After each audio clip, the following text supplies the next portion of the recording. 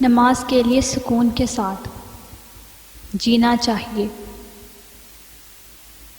رسول اللہ صلی اللہ علیہ وسلم نے فرمایا، نماز کے لیے دوڑتے ہوئے امت آیا کرو، اطمینان اور سکون کے ساتھ آیا کرو۔ جتنی نماز مل جائے وہ پڑھ لیا کرو، اور جو رہ جائے اسے مکمل کر لیا کرو۔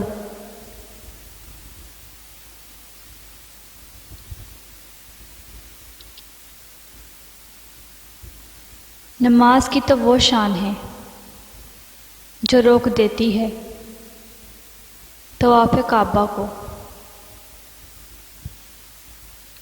نماز کی تو وہ شان ہے جو روک دیتی ہے طواف کعبہ کو۔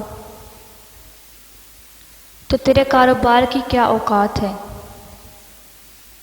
جس کے لیے تو چھوڑ دیتا ہے نماز کو؟ تو تیرے کاروبار کی کیا اوقات ہے جس کے لیے تو چھوڑ دیتا ہے نماز کو؟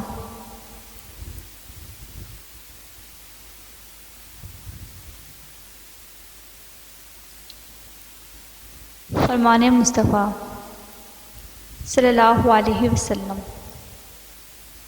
جو کسی مسلمان کو دنیاوی تکلیف سے رہائی دے